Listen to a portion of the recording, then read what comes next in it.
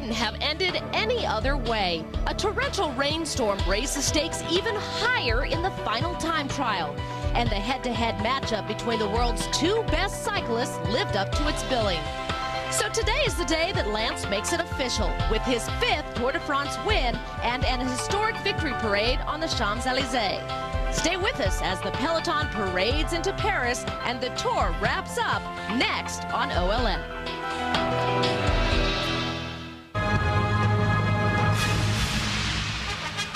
It is almost 40 years since Frenchman Jacques Anquetil became the first man to win 5 Tours de France. Today, Lance Armstrong will arrive here in Paris and join the 5-time club, in the process becoming only the 2nd man to win 5 straight.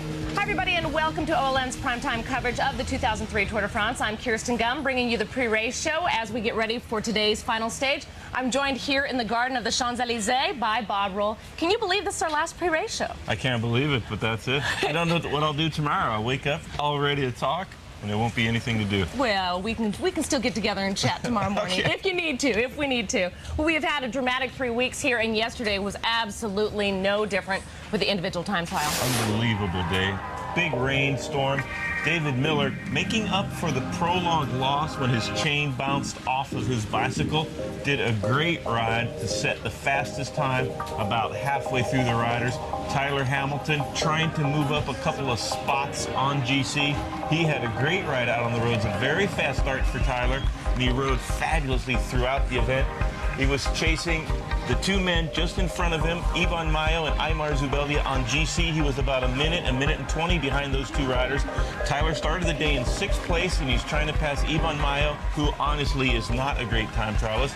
Zubeldia quite a bit better, so that would be a fight all the way to the line. Ivan Mayo getting across the line there. Not a great time by Mayo, but he's had a fabulous tour, winning the stage up to Alpe d'Huez. Aymar Zubeldia, a much better individual time trialist than his teammate Mayo, but he would have a dogfight with Tyler Hamilton all the way to the line. Tyler there and threatening to move all the way up into 4th position. Zubeldia did a decent time, but he was much better in the 2 previous time trials. Lost a little bit of time on the day, fought all the way to the line, but he tumbled down on the line. He was just barely in the top 20 at the end of the day, and Tyler Hamilton was out on a ripper out on the course. Alexander Vinokourov, solid in 3rd place. He's had a great tour, won a stage into Gap. He was only 18 seconds behind Lance Armstrong at one point after the Alps. He lost some time on Luz Ardiden, but he's had a great Tour de France, and this man is a rider for the future. He's going to wind up the day. Solid performance by Vinokourov. He did not get passed on GC by Tyler Hamilton, so he stayed in 3rd place on GC at the end of the day. But the big battle was between Jan Ullrich and Lance Armstrong. Jan Ullrich looking a little bit nervous before the start, not 100% ready to go. He has such a radical position on that bike. I think the rain made him a little bit nervous. He's very far forward to see that he's on the very tip of his saddle. A lot of weight on the front wheel, a very aerodynamic position, but not a great way to handle the bicycle. Disc wheel on the front and a disc wheel on the back, tri-spoke on the front, and he went down in one of the last corners out on the course with about 15 kilometers to go. It's a very hard crash. In that point, he had been fighting Lance Armstrong tooth and nail. They had been swapping the lead, even though Lance had an advantage of 1 minute and 5 seconds on Lance at the start of the day. Jan Ullrich having a very hard time with the corners because that bike is so special, so radical all the way forward. And you can see his team car staying so very close to him, I think because the TV motorcycle they did not want him to run Jan Ullrich over if he crashed again. He came across the line in 3rd place. They had been given time checks throughout the day. Tyler Hamilton would beat his time, 2nd place for Tyler. Tyler like a phoenix rising and the Bismarck sinking on one of those corners. Lance Armstrong was all down to this man. He didn't have to take chances. It was up to Ullrich to take all the chances to take time out of Lance. So all Lance needed to do was ride a solid time trial and not crash in any of the corners, and we were hoping that wouldn't happen. Now, we don't want the Tour decided on something like that, a crash or a mechanical. Lance rode a very solid race. He was even with Ullrich throughout the day, and the recovery phase of the Tour coming into play here. Ullrich with perhaps a little bit more power, but Lance Armstrong much better at clearing lactic acid from the legs, and at the end of 3 weeks, it's a huge difference. Lance beats Ullrich finally on the very last moment by about 11 seconds on the day. I think without the crash, we still would have seen the same result, but it would have been just a little bit closer. Lance Armstrong wraps up his 5th Tour de France with this performance. Unbelievable race we've had. I love to watch that man smile. He was a happy man yesterday. All right, let's look at the stage results for 19. David Miller takes the stage win. He is followed by Tyler Hamilton, Lance Armstrong, Jan Ullrich, and Laszlo Bordrogi. Let's go ahead and look at the overall. It is Lance Armstrong who remains on top. He will take his yellow jersey today officially. Jan Ullrich is behind him by 1:16, losing a little time on yesterday's time trial. Vinokurov on 3rd, Tyler Hamilton 4th. Good day for Tyler Hamilton yesterday, moving up 2 positions in the overall in just one stage. Aymar Zubeldia 5th, Iban Mayo 6th, Basso 7th, Moro 8th, Sastra, and Mancebo. All right, well, our Frankie Andreu caught up with the man, Lance Armstrong. Here with Lance Armstrong, number 5. How was today? Oh man, it was nutty, as people can see. I mean, the weather was epic, and the wind was epic. And I don't think I've ever been that nervous before a bike race. I was nervous because of not such an advantage on Jan, and also the weather. You know, the difference between winning and losing with a crash is just so fine. So I just tried to take it easy. When I heard he crashed, and I just basically just sat up and said, I'm not taking any risks. Your strategy today, was it to take a little bit easier? Because it seemed like you were dead even at the start, and then maybe later on it looked like, at least your expression on your face, you seemed to be going harder. Yeah. Johan told me after 1.5 kilometers I lost 6 seconds. And then I brought it back to 3, and then 2, and then even, and then went up by 6 or 7 or 8 or 10 seconds. And then at that point, I just said, I'll just go my pace. And then I heard he crashed. And from then on, I just a little tour of Nantes. So today, win number 5 in the record books. Have you been nervous up to this point, and how are you going to sleep tonight? Oh man, this has been it's been a very hard tour for me for a lot of reasons. Some of which people know, some of which people don't know. It's just been very tough, and I'm glad it's over. How's it feel to be with? Almost over. Yeah, almost over. Exactly. How's it feel to now be with the same company? You know, Anquetil, Merckx, Indurain. Well, let's get through tomorrow. But if I can join a club like that after such a difficult year and a difficult tour, it'll be sweet. It'll be a lot sweeter than a 6 or 7 minute victory. So you having some ice cream or beers tonight?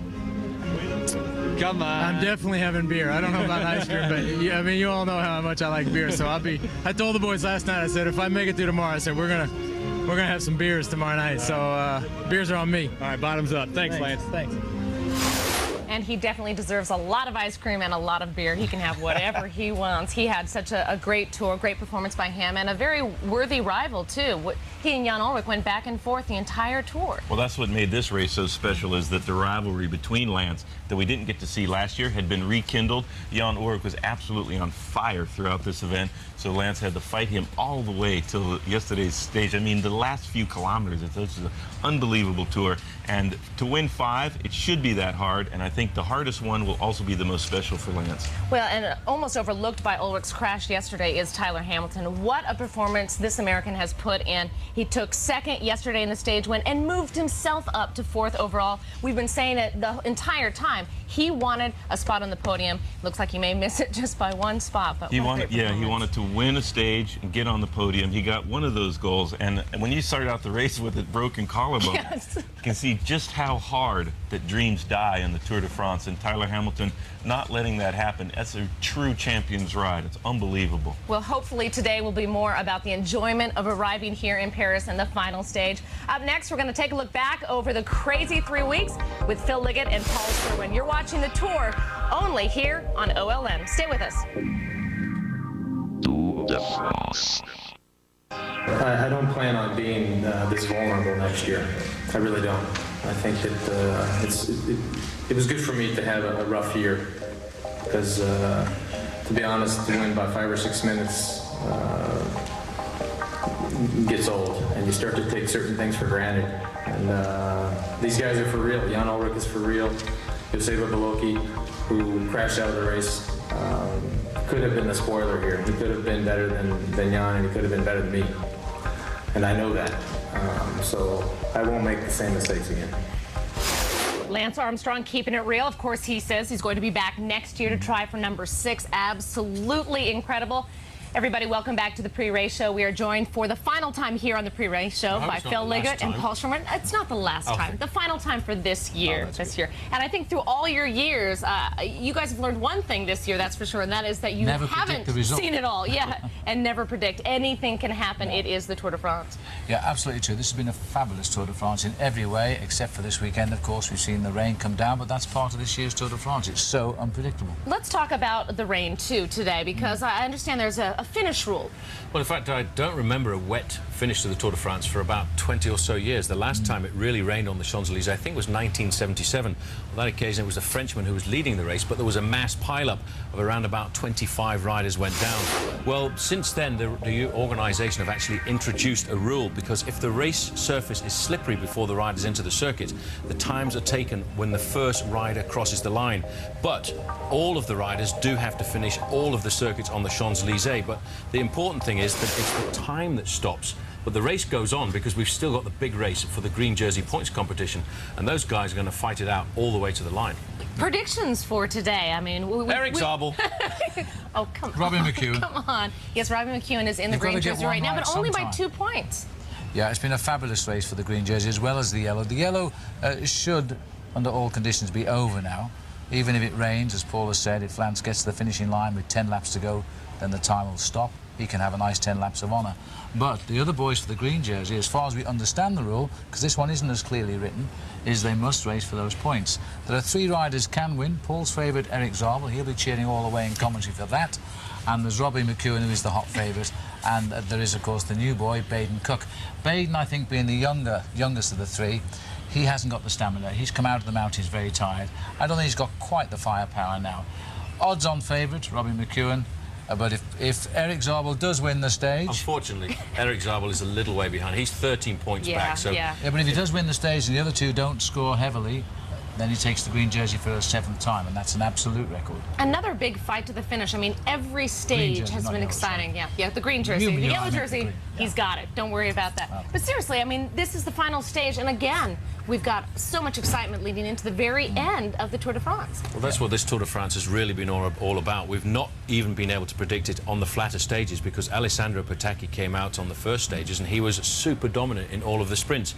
He disappeared, and since then it's been hard to actually go out onto the mountain stages and say exactly what's going to happen, because who could have predicted that a man with a double fracture to his collarbone was going to win a stage over the last Pyrenean mountain stage? Yeah. No one could have predicted that. I mean, I have so many memories of the 2003 Tour.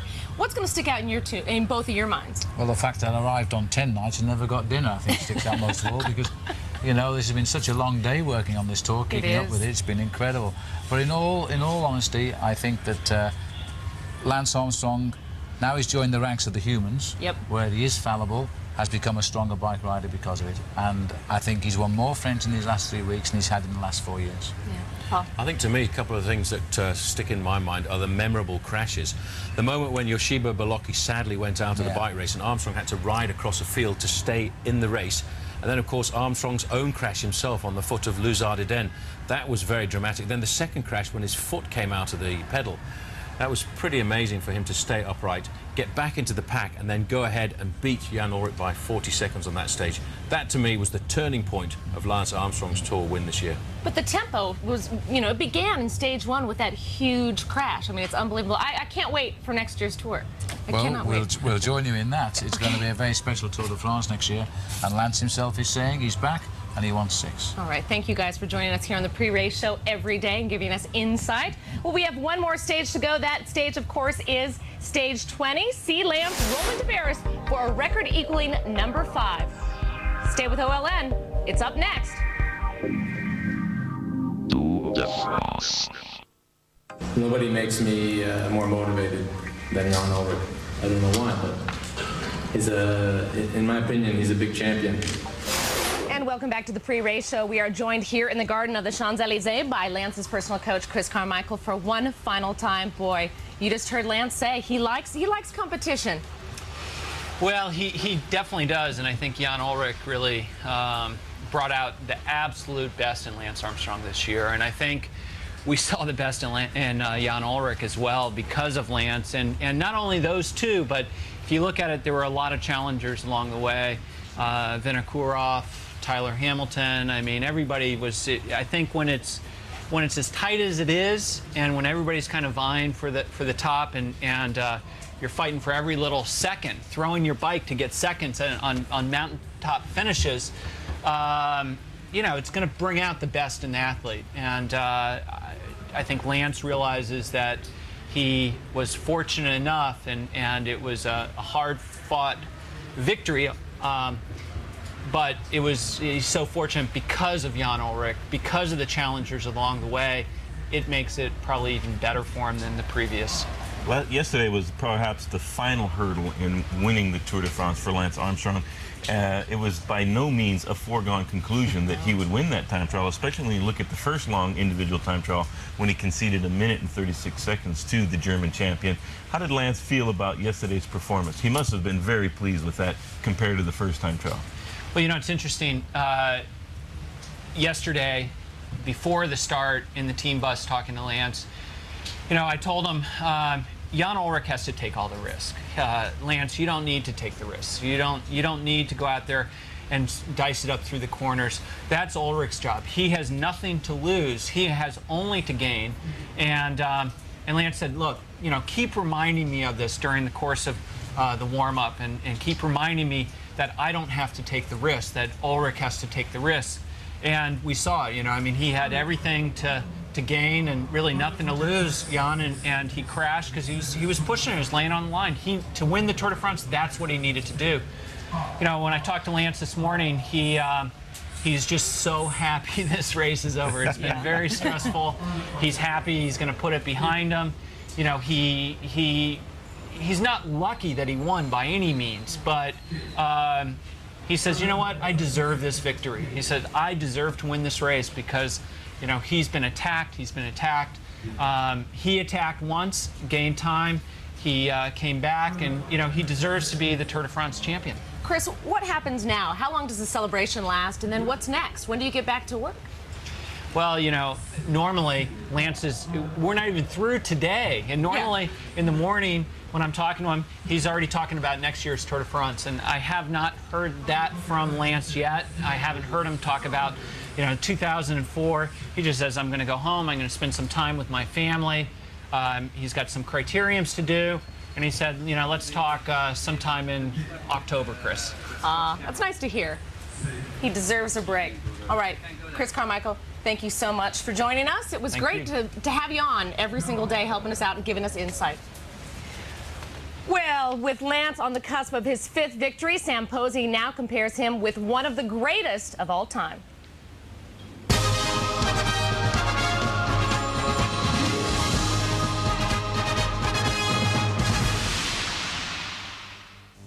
As the Tour de France celebrates its 100th anniversary, the title of greatest ever tour rider may be on the line. Now, for decades, the nod would easily have gone to the great Belgian rider Eddy Merckx.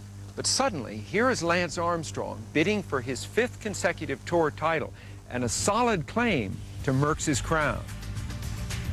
Merckx, of course, is the benchmark for greatness in the Tour. From his first Tour win in 1969 when he beat the former winner Roger Penchion, to 1974 when he equaled Jacques Anquetil's record of 5 Tour wins, he dominated the race as no rider ever has. 34 stage wins, 96 days wearing the yellow jersey. His idea was to win at every possible opportunity. Armstrong has taken a different approach. Whereas Merckx more than once won 8 stages in a single Tour, Armstrong, the more tactical rider, has never won more than 4. Lance, at the beginning of this year's Tour, had won 15 stages and had worn the yellow jersey 46 days, stats that are roughly half Merckx's output. Armstrong and Merckx are good friends. You won't see them debating who is best. That's for us mere mortals to do.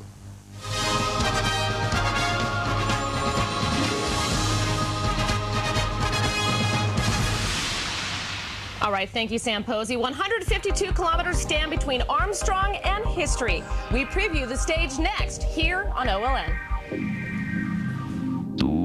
As I've said many times, I hope I can just know the moment when it's time to walk away. And I've been there for 11 or 12 years now, so my time is limited. Lance obviously feeling that he is into the last years of his career there, but boy, what a performance he put in this year. Hi, everybody. Welcome back to the pre-race show. I'm Kirsten Gum here with Bob Roll. It's going to be a lot of celebrating for Lance Armstrong today, but not so for all the other riders. We still have one jersey to decide, and that is the green jersey. Well, there's still a huge battle for the green jersey, and that competition is fully on the boil. 2 intermediate sprints out on the course today, 6, 4, and 2 points, as well as all of the points at the line. Baden Cook and Robbie McEwen separated by only 2 points. They're going to fight tooth and nail all the way to the line for that jersey. Eric Zabel hasn't won a stage yet in this bike race either. I think he'll probably save everything, even though he's very close to the points lead as well. He'll save everything for the final dash to the line, but McEwen and Cook will be battling for the green jersey. Great race all the way to the end here. It's unbelievable. This tour is so crazy. It is crazy, and the rain is coming down again. Will that affect the sprints at all today? Oh, yes, absolutely. It'll be a lot more dangerous. Lance Armstrong will also have no walk in the park by any stretch of the imagination. He'll have to stay very attentive near the front, and that way that you'll see Lance having to race all the way to the line. He doesn't want anything to happen. Probably won't happen for the yellow jersey, but the green jersey, forget about it. It is on. I will never forget a lot of moments in this tour. What about you? Your final thoughts on the 2003 tour? Well, I think that it took a long time for the real Lance Armstrong to show himself. It took a big effort by Jan Ullrich to stay close to Lance. And finally, on the slopes of Luzardiden, he was so fired up that morning. He said, I am attacking. He told everybody that it was the race of his life. He was going to put it all on the line on the slopes of the last climb. And he started out, he attacked hard, and then he crashed. And then he had already gotten a little bit of a gap on Jan Ullrich. That was the moment when he decided he would fight to the end for the jersey. And we saw the real Lance Armstrong, and it was a beautiful thing. We sure did. Well, that is all the time we have for today. I'm Kirsten Gum, and on behalf of our whole OLN crew here in France, thank you for joining us each and every day. Stage 20, the final stage of the 2003 Tour de France, up next. You're watching a special presentation of the Outdoor Life Network. 100 years after 60 intrepid cyclists departed the Café Rémy Martin, the Grand Lap of France is completed once again as the peloton comes home to Paris. By the end of this day, Lance Armstrong will have ridden over 2,100 miles on his ascension into the pantheon of the immortals of the sport. He will pull on the final yellow jersey of the 2003 Tour on the hallowed cobblestones of the Champs-Élysées. And he will join Anquetil, Merckx, Hino and Miguel Indurain as the only men to have ever taken the final Maillot Jaune 5 times. Even though much has changed since 1903 when the great race began, the heroes of the modern era have much in common with the pioneers of the early contest.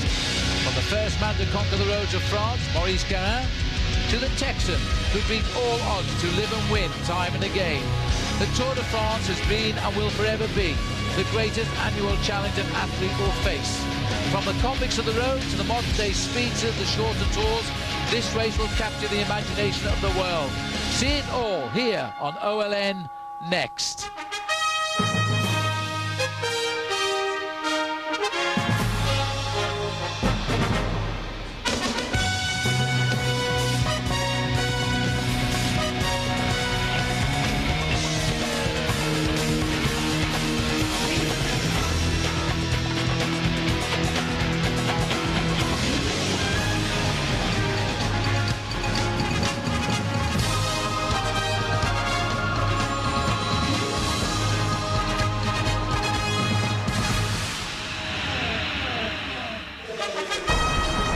The Tour de France is now heading into Paris at the end of over 3,300 kilometers. 152 kilometers the ride. Ville d'Avray to Paris. And the race now is riding into Paris under clouds, but happily at the moment there is no rain. In fact, the sun came out briefly and I hope it returns pretty soon. It's a very simple route today as we continue our way. Just not far away to our left is the town of Ville d'Avray. And Paul, they'll go around the circuit, or they've been around the circuit, and then they'll head towards us here on the Champs-Élysées. They've been right round the hexagon of France right now, and they're lining up for the final stage. The 20th stage is starting in Ville d'Avray. They do a 30-kilometre loop of the area around the Hauts-de-Seine to begin with, before then charging down into Paris. They'll enter Paris on the usual route, the Georges Pompidou Road, which goes right along the Seine. And then they will travel right to the far end of Paris and the Place de la Bastille before coming back to the Place de la Nation, and then straight along the Jardin des Tuileries before finally getting themselves onto the Champs-Élysées. But then it won't be the traditional circuit of the Champs-Élysées, because they go back into Paris, almost up to Boulogne-Billancourt, and once again return back towards the Place de la République and the Place de la Concorde, before then again this large 25-kilometre route right in the very heart of Paris. All this is basically to celebrate the 100th anniversary of the Tour de France. But then when they come back to the Champs-Élysées for the next time, it will be the start of 10 very well-charged laps around this usual finishing circuit, which we have come to know for many, many years. And on the finishing line there, after 65 kilometres up and down the Champs-Élysées, it will then be a massive sprint. Just a couple of sprints on the Champs-Élysées. It's the second time, by the way, that the riders have set off from Ville d'Avray. It's the 130th time that the Tour de France has had Paris as a host. It's finished here every year since 1903 as well. Not too long a day of 152 kilometres, but it is when you ride at the rider's speed at around about 30 kilometres an hour. 152 kilometres remaining now. Lance Armstrong has been in buoyant mood all day. We've seen him waving at the camera, enjoying life at the top, because now, barring accidents, he will win his 5th Tour de France. Stuart O'Grady and Eric Zabel, who used to be the big rivals for the green jersey, have been replaced by 2 other Australians now, Robbie McEwen and Baden Cook. That race will certainly go down to the line, and everybody's clowned around all morning. Salvatore Comesso particularly, former champion of Italy. Armstrong, though, been in very, very good form. He's been seen waving at the camera, smiling, chatting, drinking champagne. Tyler Hamilton, another American who's doing so well, up to 4th place. And even Jan Ullrich, now convinced he can only finish 2nd in yet another Tour de France, has had smiles on his face.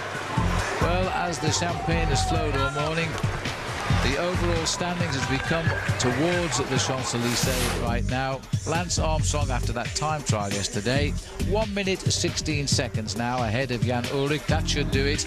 Alexander Vinokurov looking to become the first Kazakh to step onto the top 3 podium in Paris, but he's 4:29 back. Hamilton is up to 4th. The 2 Spanish riders, Zubeldia and Ivan Mayo, go down to 5th and 6th. White jersey of last year, Ivan Basso riding well again in 7th. Christophe Moreau, top Frenchman. In the best young riders competition, or the rest of them, Peter Luttenberger is still there. Mikel Astolosa, Mercado, not too sure about Luttenberger, he must be quite old by now. Jose Enrique Gutierrez in 41st place. Peloton, as they course their way steadily now. The crowds, Paul, are getting bigger and bigger and bigger as we get nearer now to the Champs-Élysées. Well, the crowds and the seats are all taken up. That is Le Châtelet, just down there on the left-hand side. We've just gone past the Hôtel de Ville, and we're still alongside the River Seine. And in a short while, they will reach the far point of their circuit in the centre of Paris right now, as they make the turn, as they would call it in time trialling, at the Place de la Bastille. And once they get to the Place de la Bastille, they'll basically turn around on themselves and head back towards the Champs-Élysées, taking in the Place de la Nation. Leon Van Bont sent the picture. He'll be looking to try and help as best he can. Robbie McEwen finish off the green jersey for the 2nd year in succession. All of the Lotto team, these are the riders. One rider on the left there, adjusting his, I think it's Christophe Brandt. Those riders have got to look after Robbie today, while the Française de Jeux riders of France have got to look after the other Aussie, Baden Cook, and try and get him over ahead of Robbie McEwen. It's a wonderful poised balance for the green jersey competition. By the way, McEwen comes from Queensland, and the Cook comes from down south in Victoria. And anybody that knows sport in Australia knows there is great rivalry around the states of the nation. So there's going to be a lot of people rooting for their favourite today. Looking at the Lotto riders on the front here, rather sad that Nick Gates had to abandon on the final Pyrenean mountain stage. I saw him the day before and I was convinced he was going to get through his first Tour de France, but unfortunately he'd been suffering for many days with a very serious bout of bronchitis, and both antibiotics and penicillin didn't seem to be putting things to right, and he was almost there. He almost had the Champs-Élysées on the horizon. But if you get sick during the Tour de France, it really is a very difficult place to try and recuperate. This is the back end of the main field, but there will be a slight changing on the front end right now as the teams of Baden Cook and Robbie McEwen do start to get themselves organised, because there'll be a big sprint first time up the Champs-Élysées for the intermediary sprint point. He's at the top end in the shadow of the Arc de Triomphe. There we go, heading across the open space again now.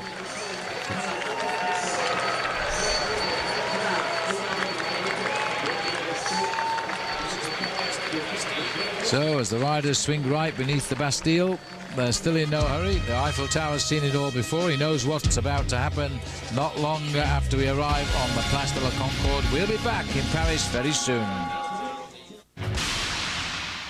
The 100th edition of the Tour de France wasted little time in giving us memorable moments. Unfortunately, the first big incident was not of the best. Stage 1 ended in catastrophe. There's 30 riders were involved in a massive pile-up with 500 metres left to ride. All 3 American GC contenders were involved. Lance Armstrong managed to escape with only a bruised thigh.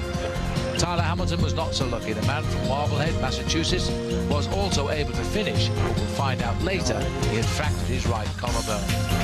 And the Rabobank team was badly affected as well, as Levi Leipheimer was whisked away to the hospital, where it was confirmed that his tour hopes were over.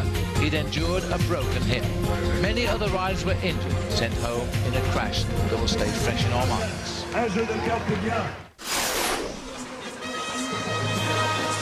So the overall situation in the points, Robbie McEwen has 178, Baden Cook 176. There's 2 points difference, and it's the 2 teams are on the attack as they head up towards the top of the Champs-Élysées. The long, thin line of the Tour de France, Paul. There is Baden Cook's teammates, but it's Robbie McEwen who's locked in, and Zabel is going to spoil the party if he can get there. He comes across and joins McEwen.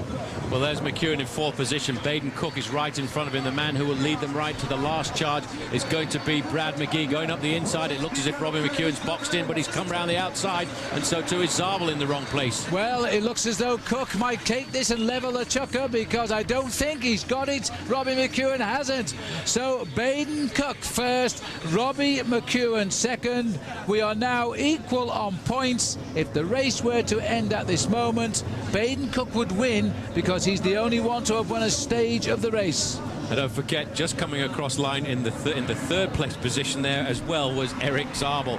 Well, this has been one of the closest battles in recent years. Cookie seems to have recovered for this last day on the Champs-Élysées. The excitement will be in his legs. That is a very hard sprint at the top end of the Champs-Élysées. People think that this is a flat avenue. It certainly is not, and Cookie got that one right this time.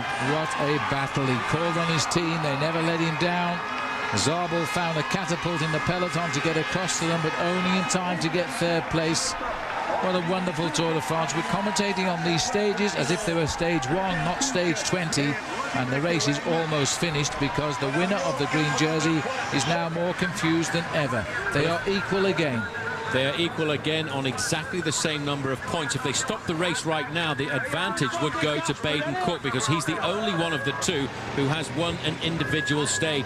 But it is actually set up for a very nice attack here. This is Sylvain Chavanel. He rode a very good individual time trial yesterday. He finished 9th in that, just around about 1 minute and 10 seconds in arrears, but he is regarded as France's hope for the future. Sprint result confirmed as Cook, McEwen and Zabel. As we're seeing now, a counter-attack by Sylvain Chavanel. This is somebody from the Quick Step team who has gone. We think it might be Michael Rogers. He's certainly a big boy there. It is Michael Rogers, that.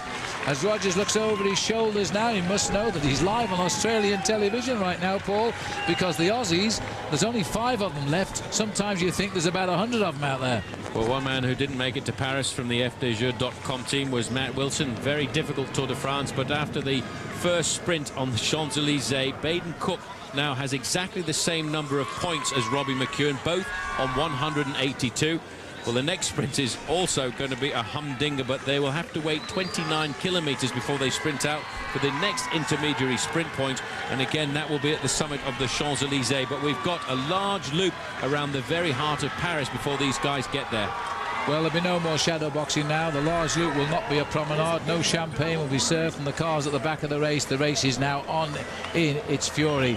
Sylvain Chavanel looks to have been swept up on the left of our picture. He was an absolute hero on the road to Les Ardennes, wiped out only by Lance Armstrong initially on the climb up to the finish there, just after Armstrong had fallen. He had been in the lead for nearly 200 kilometres.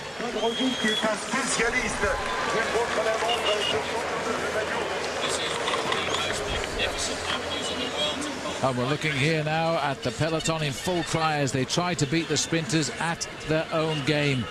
Cook and McEwen might have other ideas here. Well, don't forget the Tour ends today, but you can still enjoy all of the excitement of this year's incredible event as OLN will relive the defining moments of one of the closest races for years. The best moment of this year's Tour, Thursday, July the 31st, with Lance Armstrong himself describing the action. That's at 8 p.m. Eastern, only, of course, on OLN. So the Tour de France goes on, and look at that sprint. Back to Baden Cook. He's in green at the moment. McEwen's just borrowing it. We'll be back. The first day of summer heat in the 2003 Centenary Tour de France brought the United States Postal Squad a great moment. As dominant as Lance Armstrong and his 8 teammates have been, the USPS squad have never won the team time trial. Well, that changed on stage 4 as the Posties put in a tremendous effort and they battled back from 6 seconds behind at 44 kilometres. 20 kilometres later at the finish, the efforts had paid off as they had the best time, and it was 30 seconds quicker than their main rivals, Once. By tradition, Once are always near the leaderboard. And as a result of that, Victor Hugo Peña became the first Colombian to wear the yellow jersey in the Tour de France, one day before his 29th birthday. A day that both he and his teammates will never forget. Well, we're looking down on Paris today. A little bit of a watery sun, but the rain thankfully has gone away for the moment. It certainly rained earlier today, and the organisation prepared to stop the race if necessary, but I think that's all history again now, and history in the making too. The grey uniforms, by the way, of US Postal, we've seen them for 3 weeks and a day, riding in their blue colours. That is because they are celebrating 100 years of the Tour de France. They will receive a fine for this, but I don't think they're going to worry too much about that. Now, our US Postal update. Let's begin with Frankie Andreu talking to George Hincapie before the start today.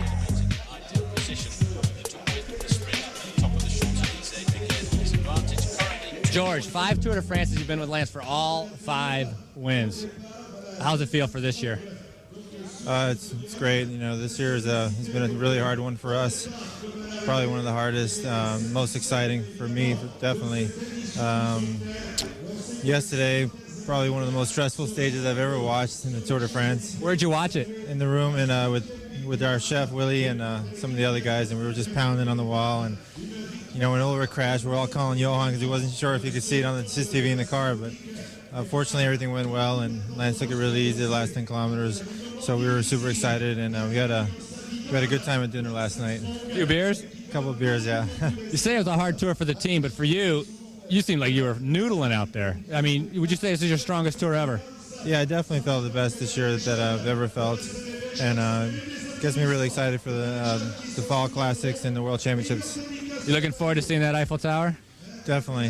It's been a really hard tour, and I'm ready for it to be over. All right, thanks, George. All right. Congrats, man. Well, George smiling there. Well, this is a brilliant team, and this is the way they should now cross the final line here in Paris. Armstrong in yellow for a record equaling 5th time. Beltran, the new boy on the squad, should finish in 14th. The Spanish boys all using the mountains for the high spots. George Hincapie, he's 47th at the moment. And here we are now, George Hincapie doing his job at the front, as he always does. He's such a great rider. across the Place de la Concorde under what will be, Paul, the 1 kilometre banner, but not yet, as the riders now come again onto the Champs-Élysées. The crowd straining their necks here from the commentary position as they will start to swing around to the right. Don't forget, teams reaching Paris with 7 or more riders will receive a bonus payment of $1,700 US, Paul. That's a nice score, because that's extra for quite a few teams this year. Well, 5 teams are finishing with a full complement of riders, and 1 or 2 teams have still got more than 7 riders as well. But right now they're not thinking about that. All they're thinking about is turning onto the Champs-Élysées, because now the race is on, and it will continue to be on, while every man who's stayed in this field throughout the last 3 weeks and 1 day of racing wants to show himself off to the crowd, to the family, and of course to the television. This is the second crossing of the finishing line right now, and the riders have 9 6.5 kilometre circuits left to go. But at the top, it's the second sprint point, and it's going to be a very close battle between the green jersey and Baden Cook of Australia. Well, there's the boys from Française de Jeu, the face of Eric Zabel, the Lotto men, what's left of them, trying to get Robbie McEwen up there. They have hit the front, all on cue. The 3 big sprinters who have survived this tour, many of the sprinters are now watching this race on television. Here comes the lead out for Cookie now, and tucked into the slipstream again is the green jersey of his rival, Robbie McEwen. It's going to be left to McGee, second wheel here, to try and finish it off, because their other team sprinter, Jimmy Casper, injured in that second-day crash. He's gone home a long time ago. Sandy Cassar is the distance manner here, trying to stay on as long as possible. Then it'll be up to Bradley McGee. Cookie is in 3rd place, and if our camera would just swing a little bit right, it would not surprise me if Manny's there in 4th, and Zabel is in 5th. We're looking at a mirror approach to the line, which we looked at last time they come.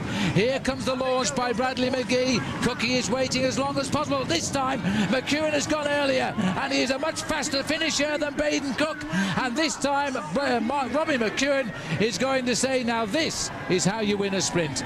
And when he does it, Paul, it's too easy. As they say in French, excusez-moi papa, but that was unbelievable. He accelerated. You see, they were very clever here. They were trying to force McEwen to go up through the inside, then they would block him in. He said, no thanks guys, I'm going straight down the middle of the Champs-Élysées. He's got the kick, he's got the acceleration, and he's got the guts of a true champion. He wanted this win, and Baden Cook just bows his head down in submission.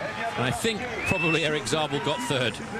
Well, now the score will be 188 in favour of McEwen and 186 to Cook. This is unbelievable the way it's running. Zabel will be in 3rd place, of course. Again, that man won the total, the jersey 3 times. And of course, after the sprint, here comes the Alessio boys launching a counter-attack now to try and get away from the field. Well, 2 points to the good now for McEwen, as it was at the start of the day. It looks to me as though it might be Pelazzotti launching an attack. Oh, Jean de la Tour, sorry, who's gone clear.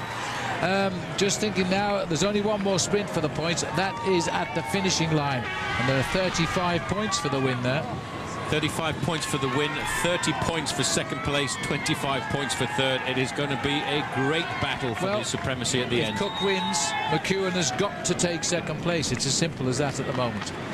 Well, this is looks like Christophe Edalin. It's another rider we haven't talked about very much in the Tour de France, but Jean de la Tour is a team. We've never mentioned him at all. Jean de la Tour is a team we've spoken about a lot, though, because they've had men on the attack, men like Patrice Algon, men like Frédéric Finot. And as he goes off the front, he's opening up a small advantage of around about 50 metres or so. So Christophe Edelaine now trying to slip away for a while at least on the Champs-Élysées. There's a little bit of changing of tactics there as riders recover from that enormous sprint launched by Baden Cook, but finished off by Robbie McEwen. 2 points to the good. The fight goes on here on OLN. See you in a moment. The stage was set for a memorable day on stage 8 as the riders were faced with the steep slopes of the famous Alpe d'Huez. This epic climb had an outcome, though, that maybe some didn't expect, and the excitement disappointed no one. Postal hit the base of the climb, and they were led there by their team member Manuel Beltran, riding his first Tour de France for USP. He pushed the pace hard. After it was clear that Lance Armstrong wasn't having his best day, the rest of the field began their non-stop attacking. Ivan Mayo got away. It wasn't a threat to Armstrong. So the Spanish rider was rewarded with a dream-come-true victory at the top. In champion fashion, though, Lance Armstrong covered the massive attacks one by one, which came in the aggressive field. Even the gritty New Englander, Tyler Hamilton, he pushed himself in an attempt to get away from Lance. But still, the attacks didn't work, and by the day's end, Lance Armstrong would don the leader's yellow jersey for the very first time in this year's epic Tour de France.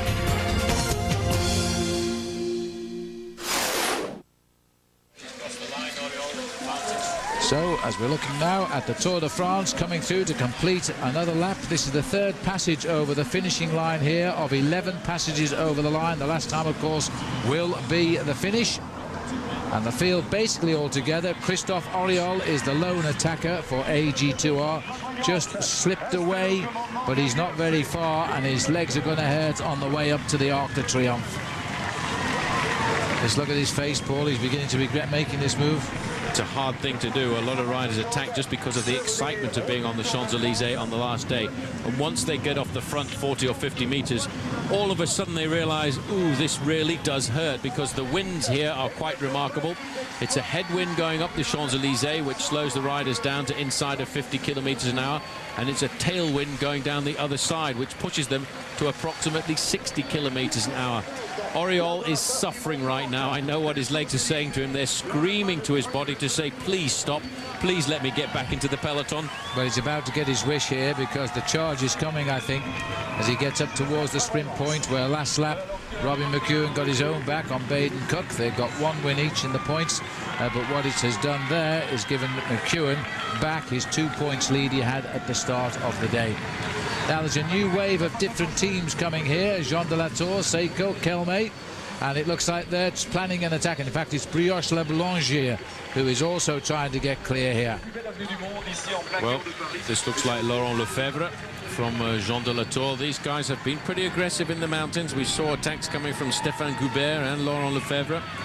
But I have to say that the French teams, despite the fact that they received a lot of criticism for allowing them into the Tour de France, have been very aggressive on almost every stage of the Tour. They've been in the attacks, they've been on the attack, and they have certainly livened up many of the flatter stages. Well, this is still their Tour, and I think it would become even more popular if a French rider was to be able to challenge with reality the yellow jersey competition of the race. I think it'll happen, but it'll take a couple of years yet. Turning at the top under the shadow of the Arc de Triomphe, as we have done since 1975 when the race first came here, as they tip down the back straight. Tough on the riders at the back, because look at the men at the front. They're already up to scratch going down the other side of the course. As we look here now, and it looks to me as I think it's Benetton. Is it Walter Benetton out in front? Yes, it is Walter Benetton. He had his moment in the mountains, Paul. I thought he was going to do that stage. Marvellous descending, and he got pipped on the line. Into the stage, into Ludenvielle, and I was quite convinced he was going to catch up Richard Viron, Laurent Dufaux, and of course Gilberto Simoni, but he was caught and passed on the descent by Andrea Perron, and he came in 5th on the stage, not much more than 4 or 5 seconds in arrears. Right now, this is unbelievable speed on the Champs-Élysées in what could well be the fastest ever Tour de France in existence. We are looking at a very fast average speed. Up until yesterday, the average speed was almost 41 kilometers an hour, just inside by a shade. As you can see, the speed is really stretching out the peloton into one very long line. And the place you don't want to be right now is in the last 30 places, because it'll take you an awful long time to move up. Unless, of course, the peloton slows, and then you just take advantage of it. And Laurent Brochard trying to rip off the front here. Maybe tough work in this section of the course. That's where you pick up the tailwind now. Everybody's scrabbling for his back wheel, but there's no gaps appearing yet in the peloton. He'll have to try something else, I think. Well, I take it back, Laurent. You've got a very, very nice split there. Well, as the race continues this morning, while Paris was still extremely quiet, there was a ride to celebrate 100 years of the Tour. Riders in yellow jerseys, a randonnée they call it. Now, Pam Fletcher caught up with some of the folks stretching their legs before breakfast and then finding a spot at the barriers for today's stage. Of the Tour de France, 10,000 riders will make their way around a similar route and one pass down the Champs-Élysées to commemorate the 100th anniversary of this fantastic event. Yeah, it's pretty amazing to just think of this many people just coming up here and the line of people. There's a lot of energy. I mean, you can just feel the excitement in the air. Group. I'm with Joe Tunnan from Inside Track Tours, and you have such an awesome group here. Tell me about what's happened to you so far on this anniversary ride. We would like to say that we topped what was happening with the professional riders, but I think everyone in our group has had just an incredible time. From the mountaintops, watching Lance duke it out, having the crash, to watching Tyler yesterday move up 2 places on the GC and getting second yesterday. It's just been an incredible time for everyone here.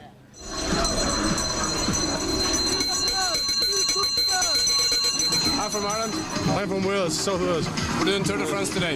Yeah, we had to beat Lance Armstrong, you know. Yeah, to take his title. So we had up for the cup, you know. The buzz of excitement continues to build on the Champs-Élysées in anticipation of the final laps of this centenary event. And for us, it's a memorable snapshot as we end our Tour of France. Thank you very much, Pam. As we're looking at the men disappearing under the tunnel again, as we've now got one more attack. Again, looks like Laurent Brochard has put in yet another attack. This time he's trying it by himself. Nothing's worked yet, though, as we take a break on OLN. Stage 9 was supposed to be a tranquil day, a cool ride over the Col d'Izoire and a pleasant stroll to the finish. But on the day's final climb, the Côte de la Rochette, Alexander Vinokourov attacked. After finishing second on Alpe d'Huez, he now had visions of a Tour podium finish and possibly even a yellow jersey. The heads of state were slow to react, but on the descent, Joshiba Bolocki led a fire-breathing charge. Only Lance Armstrong could hold the wheel, and then in a flash, one of the scariest falls of the Tour took Lance's contender out. Armstrong himself barely escaped, riding off-road to avoid the crash. Lance's strongest rival, the man who finished second last year, Joshiba Bolocki, was out of the race, off to hospital with a broken leg, elbow and finger. And if not for some fancy riding, Lance Armstrong could have been gone as well.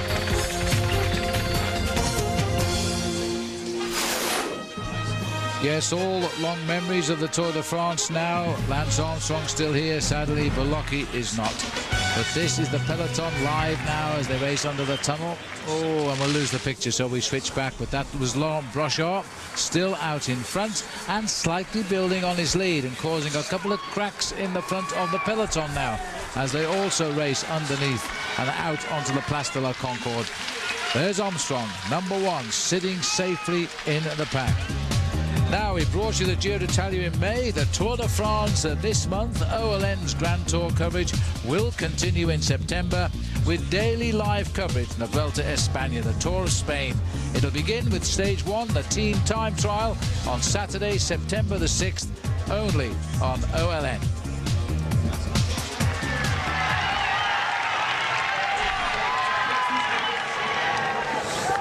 Well, there's plenty of boys from Cofidis now willing to attack as well. They're going to say, hey, if one French team's snatching all the glory, we're going to join in.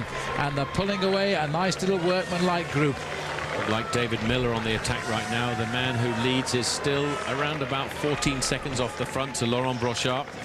One of the older, more experienced riders. He turned professional way back in 1992. He's an 11-year pro, 35 years of age, and the main field looks quite dramatic there on the Rue de Rivoli, just snaking along at an unbelievable tempo.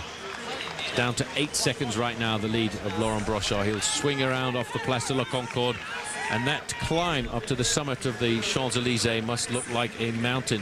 It probably resembles a Mont Ventoux to this chap right now. Well, the legs are aching because he's at the top end of it, of his speed, but as that group can get clear and join him, that'll be a different bike race, and here they come here. Huge efforts being made. We've got a CSC rider just peeping into our camera. We'll catch him up as soon as we can. It could well be Jakob Piel again as they come back onto the Champs-Élysées. David Miller, I think it is, also setting the pace as they come across. And these three riders now would put on a different thing here. Brochard goes through and on. It's not David Miller. It is, in fact, Cedric Vasseur there. Vasseur, a former wearer of the yellow jersey and stage winner in the Tour de France. These guys right now sitting calm in the main field, and again another acceleration coming. It's the pink jerseys on the front for Team Telecom. A great move by Brochard has been caught. He's back in the main field. In fact, it's Andrea Perron who's gone across there, the Italian rider on Team CSC. And there he is, a former world champion himself, and that was in the team time trial, a discipline which no longer exists at the World Championships level. So these guys, 8 seconds over the main field, but everybody is throwing caution to the wind, as is always the habit here on the Champs-Élysées. Huge effort now, and now there are 3. That's much better than 1. Chance to do a little bit of relay here. 30% saving of effort, don't forget, if you can slip into the slipstream. And don't forget, 2 of the 58 Tour rookies who started the race. There are still 39 of those riders left in the field. They're the racers for the white jersey. Denis Menchov is leading that. Here goes Crédit Agricole. He's got the style of Jens Voigt, but unfortunately Jens Voigt's long in is Christophe Moreau. Well, I can't believe this man won't stop attacking. He's the highest placed Frenchman, and that's going to spoil the party, I think, with Moreau coming across here. 8th place in the overall classification at the start of the day. Andrea Perron saw that return and decided he would keep the acceleration going. This is a great move to see Christophe Moreau do at the end of the Tour de France. I think he's had one of his best tours. He'll finish inside the top 10. He'll be the best Frenchman. But I think more than anything else, he has been aggressive. But look at the reply. As soon as that man made a move, they shut it right down. And the line now swings across the road, preoccupied with yet another attack. This time AG2R going again and trying for it. Still a long way to go, though. So as the riders still, this is Jakob Peel now trying to chase down the leaders. One after another, they're throwing in the effort. This race is going to be one good race to the line. We'll take a break on OLN.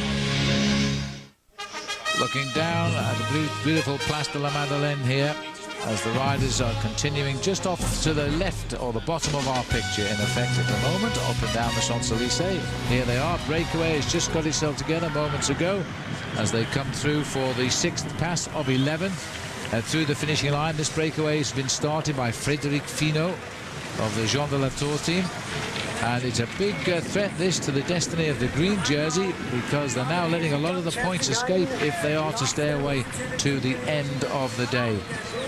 They're still trying to bring together the actual riders. Nicolas Jalabert is the little rider to the left as we look at the breakaway coming through. And work together, everybody. Anyway, we move on. Infinity, accelerating the future, takes a look at a young and up-and-coming rider. And today we have chosen as our last young rider the man who is going to win the white jersey as best young rider of this year's Tour de France, the Russian Denis Menchov. In his 3rd Tour de France, Menchov has not only led the young riders' rankings since stage 7, but he's ridden with the big guns in the mountains and arrives here in Paris 11th overall, less than 20 minutes behind Lance Armstrong. He's 25 years of age now, but last year he won a stage of the Dauphiné Libre. He won overall the Tour de l'Avenir in 2001. He really is a top boy in the making. The peloton just going across the same line, a few seconds behind that breakaway now, which is forming at the front. Won't be long before we've got all the names for you. Well, it looks as though there's a rear wheel puncture. I thought he was shouting a crash in the peloton for a moment on Race Rodeo, but somebody's had the misfortune to puncture right at the back of the field as this breakaway now of 7 riders. Here's some names now coming at us. Garcia Acosta, Bram de Grote Gainpaul, Sebastian Eno, Mikel Astoloza, Marianne Ari. Now he was what? He was going out with the girlfriend of Duclos Lassalle, wasn't he? The daughter of Duclos Lassalle. The daughter, I beg your pardon. Yes. Well, Duclos Lassalle knows exactly what the Champs-Élysées is all about, and a good man to give him some advice on how to ride the last few stages of the Tour de France. Armstrong slipping to the back of the peloton there right now, surrounded by his US Postal Service riders, and in fact the race referee is calling out the name of US Postal, obviously wanting to bring the car up to the front. This group now is working very well together. That's Marianne Henry on the back there. Ari, I should say, 185, Brioche La Boulangère also in there as well. And this is at the back end of the main field right now, and Armstrong I don't think has any problems at all. I think he just doesn't want to get involved in all the flurries of activity on the front end of the peloton, but asking his team to move him up to the top 15 places. Well, we'll keep an eye on this, because there was a call for a puncture. It didn't affect Armstrong. I think we'd have heard that pretty quickly on the radio. Somebody did stop with a flat rear tyre as we look to the leaders going round the top of the circuit here. The Kelme rider in this breakaway is David Letaza.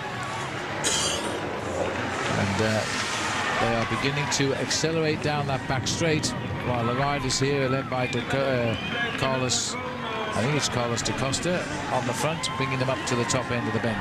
35 seconds, that gap has opened quite big at the moment. 31 kilometers to go to the finish. This is a pretty serious advantage right now for the 8 leaders. It's up to 35 seconds. Interesting that Garcia Acosta has made the junction. He had a flat tire in the early part of the race. Bram de Groot, Michael Blaudsen, David Latassa, Laszlo Bodrogi. He's been very attentive all afternoon to try and get himself into a breakaway. He knows he's there for Crédit Agricole. Astroloza and Marian Ari is in there as well. They've actually stretched that gap out now to 40 seconds. So they need to get a real organised chase on the front if they're going to bring this bike race back together. Well, this is the sort of move they wanted, a combination which has now put a number of riders together. A number of strong riders, men who like to be free of the pack, like Vicente Garcia Acosta. And he is the rider on the Bernesto team. And there's nobody with more than one team rider here, which means that puts 8 teams back in the pack who will now have turned off the gas. They will not want to attack these riders. They'll hope that they'll open up. But it's 8 very important places in the green jersey competition as well. That means that Baden Cook really doesn't want this to ride away if he can avoid it. I'm not sure he can do much about it just now. Well, the teams of the sprinters don't really seem to have the power in this last part of the Tour de France. If Eric Zabel had been on super form, we would have seen the pink armada of Team Telecom come to the front. But I'm not sure that anyone has complete and utter confidence in their sprinters right now. The pack is coming towards us as the breakaway has now got itself just on 30 seconds. The last check we got was 40 seconds. The names are Garcia Acosta, Bram de Groot, Blaudsen, Latasa, Bodrogi, Sebastian Eno, Mikel Astalota and Marian Ari of France. First time in the race for him.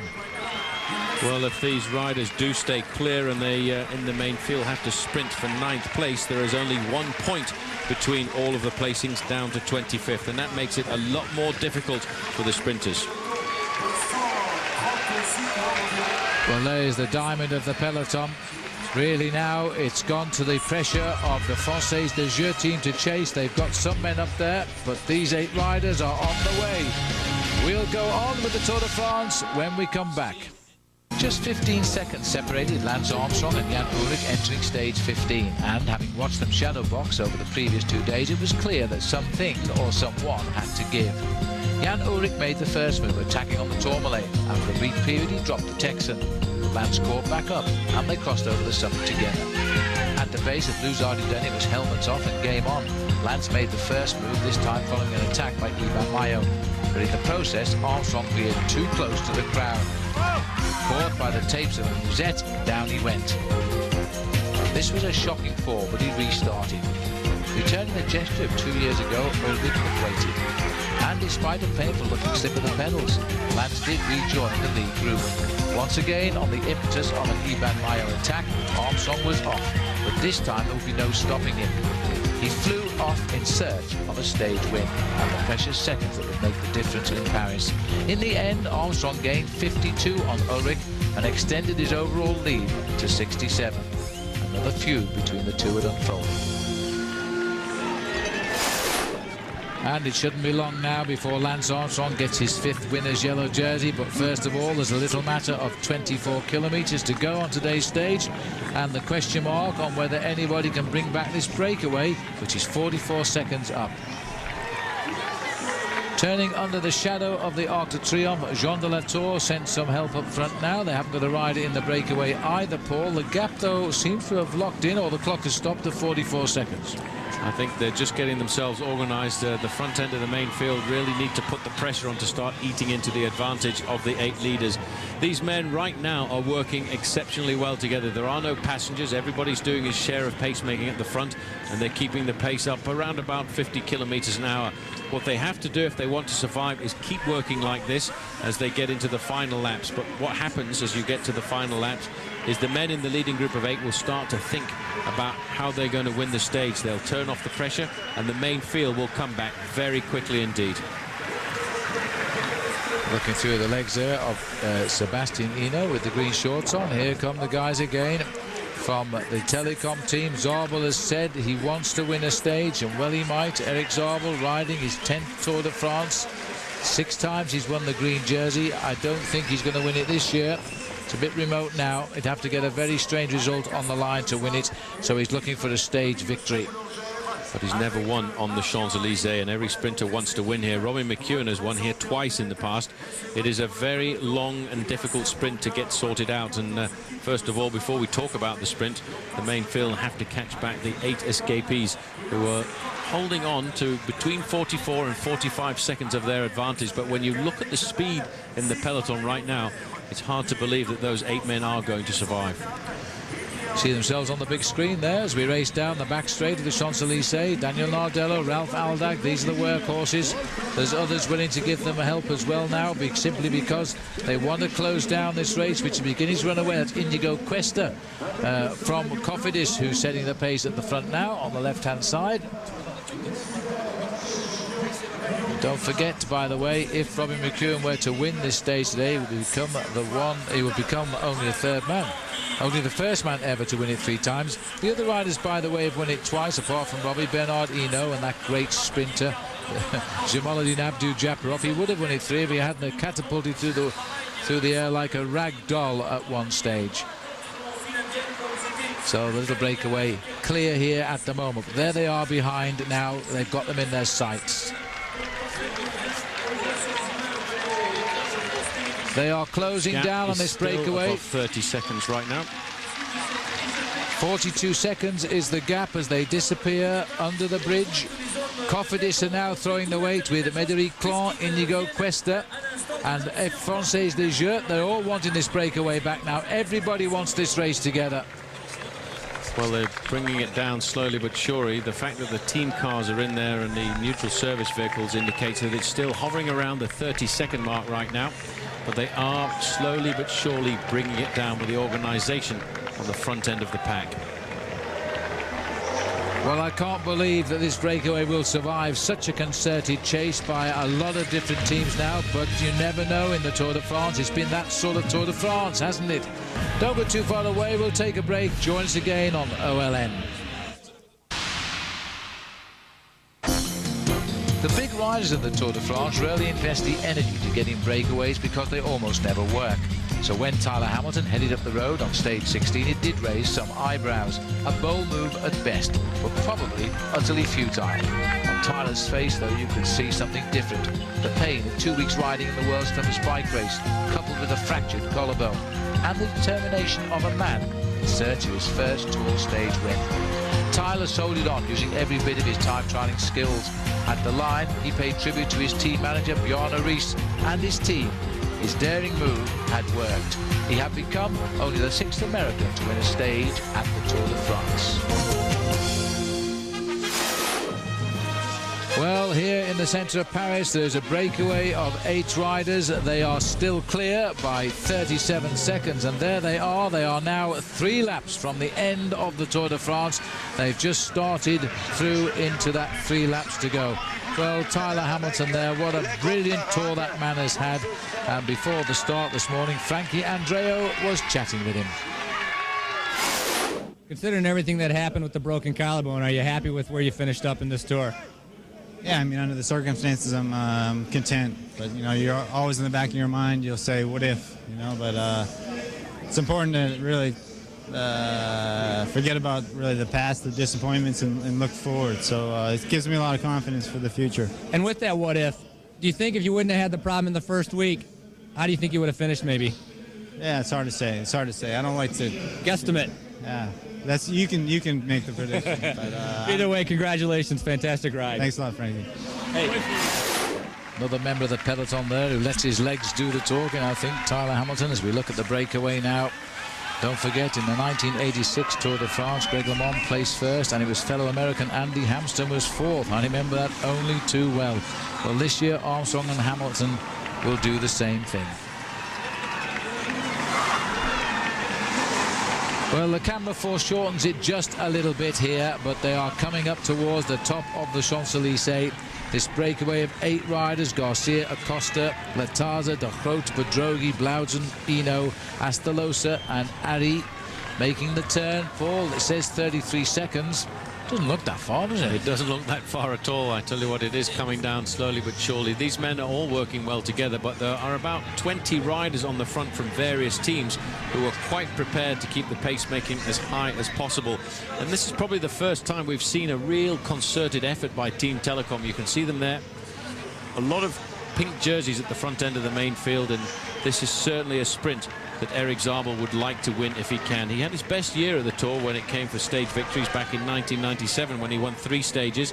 He did the same in 2001, but he's had a hard time getting himself wins in the past, Phil, because he's concentrated on the green jersey. This year he said he wasn't interested in the green jersey, but he wanted to win a stage.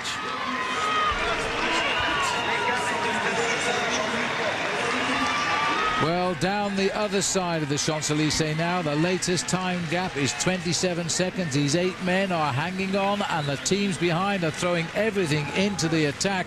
Just swinging there off the front is Laszlo Bedrogi of Hungary. Coming through now is Michael Blausen of CSC. In the distance, the whole pack of the Tour de France, and in the centre of that pack is Lance Armstrong, safely pedalling towards his 5th victory in a row in the Tour de France. And it had to happen. The sun has come out as we come towards the end. It's great to see the shadows here on the Champs-Élysées. There were no shadows in the early part of this morning, and we thought the race centenary celebrations were going to be dampened. But right now, the road is dry, the race is hot, and it really is on.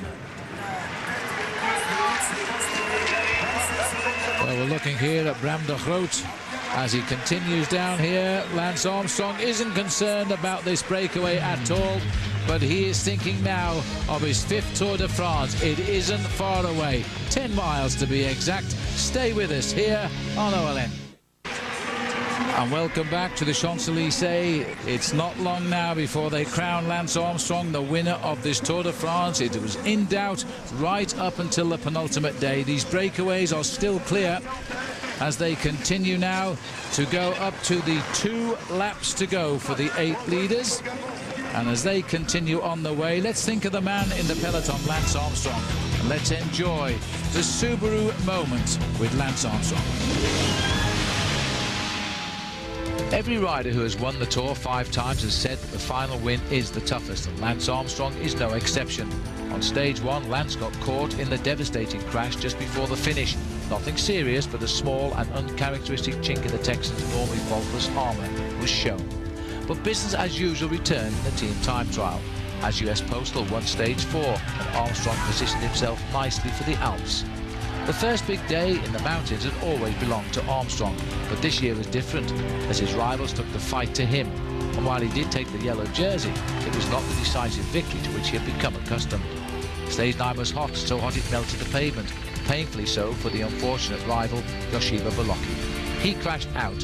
Armstrong escaped as he took a cross-country journey and emerged unscathed on the other side. 4 days later, the heat again took its toll. Lance Armstrong was beaten by the elements in the race of truth, the elements and Jan Ullrich. He lost 15 pounds due to dehydration, and De Keyser closed his lead to a mere 34 seconds. Through the next 2 stages in the Pyrenees, Lance defended, but the gap to Ullrich shrunk to a mere 15 seconds. Stage 15, the day of reckoning on the climb to Luz Ardiden. Lance attacked. He was on his way to victory, but then it happened. Lance crashed. He clipped a musette of a spectator, but miraculously he was unharmed and quickly caught back to his rivals who had waited. Then he attacked again. This time there would be no mistake, as Lance took the stage and extended his lead to 67 seconds. But there was still one more test remaining. 49 kilometres of rain-slickened roads. Armstrong and Ullrich went head-to-head until a crash, but the German took the urgency out of his ride. Armstrong finished with his lead maintained, and no further obstacles stood between him and a place in the history books as a 5-time winner of the Tour de France. And there we are. The latest update now is Lance Armstrong is just 2 laps away of the Champs-Élysées to claim his next winner's yellow jersey. The gap is down, these 15 seconds difference.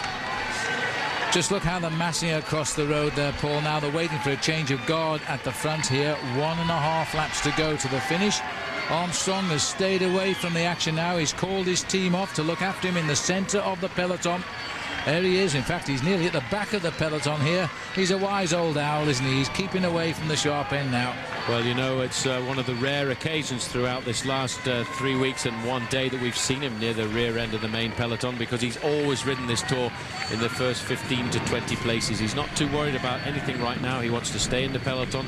He doesn't want to get involved in any of the argy-bargy on the run in towards the finish, because he has to keep upright. Let's not forget that the clock actually stops when the riders cross the line. There has been no need to use that special rule this afternoon. The sun has been the order of the day, has blown away all the rain clouds that dampened everybody's thoughts yesterday on the road between Pornic and Nantes, and we have had a great showdown here in Paris. And it's not quite over yet, but these 8 riders are down to 14 seconds now. It is very, very close. There they are, and still the charge is coming after them. They are going to time this catch, and I think they will catch them, because they won't control that big pack when they go towards the final lap. Not with the pressure that's on the shoulders of Baden Cook and Robbie McEwen. And the third intruder is Eric Zabel, because Zabel wants to win a stage for Germany. Well, this is a nice look at the 8 boys who are clear. Now they're saying it's 11 seconds, so the gap is coming down rapidly. They're going to go past our commentary box. There's a look of concern on their faces. It is Vincenti Acosta. Thank you, Paul. I got dead lost in that one. As we now see the main field try to pulling them back in here now as they go out across the Place de la Concorde.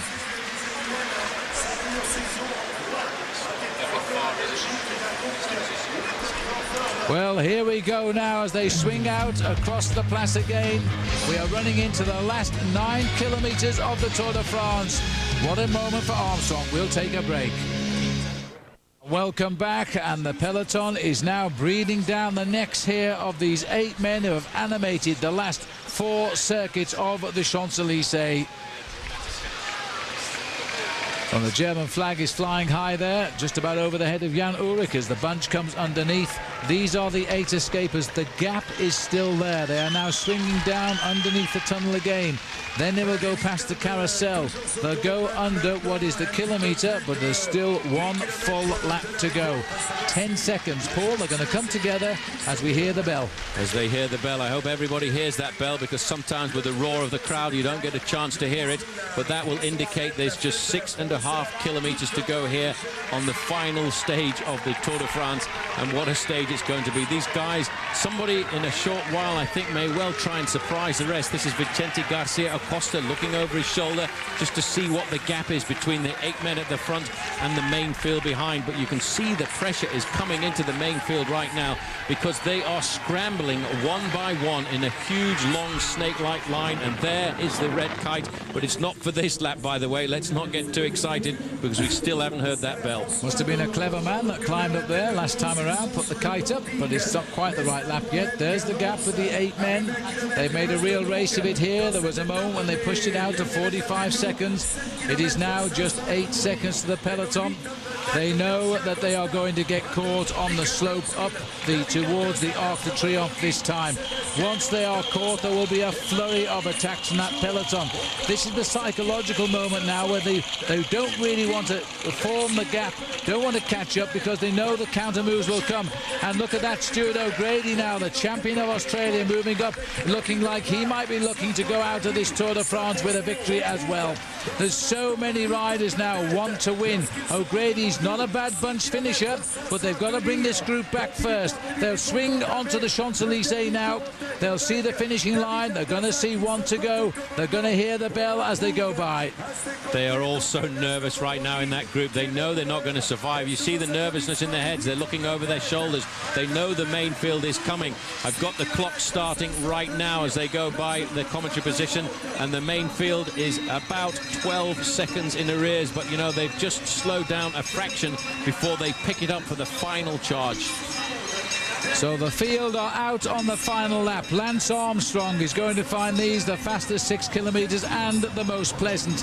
He will win the Tour de France for a 5th time, but he won't take part in the sprint that is about to be enacted, because this is for the race for the green jersey. This has been an incredible competition this past 3 or 4 years, and all because it's been animated by Australians that have suddenly broken in to what has been a European competition. Mario Oert sets the pace there. Now it's the teammates of Baden Cook. Also there for Oscar Freire, the 3rd man in line, is a Rabobank rider. Well, they're all lining up right now. The field are just waiting to nail back the final 7 seconds deficit they have on the leading group of 8, but they seem to have slowed down just a little bit too much. They need to keep the pressure. They need the organisation on the front end of the main field if they're going to pull these men back. Mikel Astroloza feels the panic now. He wants to slip the coupe, but he hasn't done, because the reaction came immediately from CSC, Michael Blautzen. Blautzen jumps on Astroloza. Bram de Groot gets on top of those two, and they're all together again now in the breakaway. Telecom are looking for more help from other riders now. They seem to have given their all, and they haven't got a lot left. This is going to be a desperate finish here now. Team Bianchi have come to the front, the team of Jan Ullrich, but they're not riding for Ullrich at the moment. They're riding for Fabrizio Guidi. He's a very good finisher. He was in the breakaway 2 days ago on the road to Max-en-l'École, and he was hoping that we'd get the win, but in fact somebody slipped off the front before the finish. The group has split. Vincenti Garcia Acosta has gone clear right now, covered by Bram de Groot, and of course CSC, always present, always looking for the move. Michael Blautzen in 3rd place. Well, Garcia Acosta's gone off our screen to the right. De Groot is in centre left. Now Blautzen gives it a little kick himself. They've had a great team, a great tour, 3 stage wins for CSC, a 4th place finish for Tyler Hamilton. They're winning the race on team. Blautzen first around. He's taken a look over his shoulder at the top of the Arc de Triomphe, half a lap to go. They know that they're all there, but they've still got to trap them, and they're going again. There are 5 riders left at the front from the original 8, and they're only 3 seconds off the front end of the main field. This move coming now from Sébastien Hinault. No relation at all to Bernard Hinault, the 5-time winner of the Tour de France. Look how he's hugging the barriers. That's the smoothest part of the Champs-Élysées there. There's no cobblestones at all. He's pushing it up to 60 kilometers an hour. Well, the name Hinault has scored twice here on the Champs-Élysées. Maybe there will be a 3rd one after all with the same name, just a different guy. But they've moved up. There are 5 riders still there. De Groot, Mikel Astroloza is there, Blautzen, and then the rider at the back is Garcia Acosta. They're the men who stayed up at the front, but I think now it is all coming to an end. And it's coming to an end with just 4 kilometers to go to the finish. Lance Armstrong sitting near the back of the race now. He doesn't want an accident to spoil his brilliant day. He has been a fantastic winner of this race, always on the defensive, and yet he's coming out for the 5th time, yes, with his smallest winning margin, but the first American to win 5 times. He's watching now it all enact and unfold in front of him. This now is a battle of the sprinters, and we have some great sprinters here. Well, in fact, David Miller had moved himself up into 5th place there. This gives you an idea of just how fast we're going on the final lap. We are touching 65 kilometers an hour on the downhill slopes. It is all together. They've picked up all of the breakaways. The whole of the main field is one charging pack right now. Let's not forget, after the 2nd sprint, McEwen led Baden Cook in the points competition by 2 mere points, and they all led Eric Zabel by about 17. But it's all going to go down to the sprint on the line. It's all going to be for 35 points and the glory of winning on the Champs-Élysées. Now the winner gets 35, the 2nd place gets 30. There's 5 points difference, so if either of them wins, finishing 2nd is no good to either of them. So Cook or McEwen for the stage victory. That's about what it comes down to, I think, just now. It's going to be very complicated to keep an eye on this. Looking over the shoulders, this is Alexander Vinokourov. He's in 3rd place in the overall classification. He's not riding for his position right now. He's looking over his shoulder. He's totally dedicated to his team captain Zabel, and he's finishing 3rd in the Tour de France. He's done this before. He's looked after Eric Zabel. They don't want anybody. Brochard there trying a last-minute burst, but they're not going to get off the front of the main field here this afternoon. Stewie O'Grady there in the Australian National Champions jersey is up into 4th position. He's all over the front of this, and he's all over the back wheel of Eric Zabel. They're great mates, Zabel and Stewie O'Grady, but in the middle of there somewhere, I can't see the green jersey of Robbie McEwen. Well, you never can. Robbie McEwen is always, he's a great artist, hiding till it matters. Believe me, he will be there. As we look now at Alexander Vinokurov taking second wheel here now. Looks like Michael Rogers going around in third place. Luca Paolini is not very far away from the action, about fourth or fifth place. He's also a good sprinter now, more so because some of the sprinters are out of this race. Underground we go briefly. There at the back of the pack, Jan Ullrich not far away from the yellow jersey of Lance Armstrong. They will not get involved in any of this fighting at all. They don't want to go down inside the last kilometre. They've fought it out over the last 3 weeks at the Tour de France. It's the sprinters, the madmen, the men who will take risks, the men who have absolutely no fear when it comes down to the last charge for the line.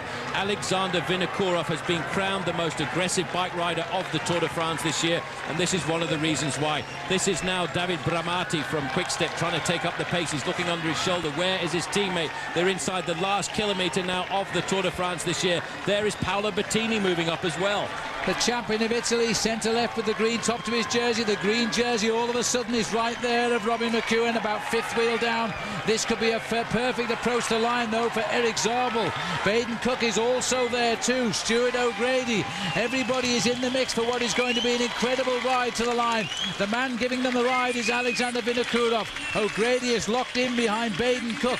McEwen is locked in behind Baden Cook. Now, the crucial right turn to the finish. Now, McEwen has won here twice. He knows it well. Bradley McGee brings them around the corner into the home straight. He's got the lead out. Cook is on the right.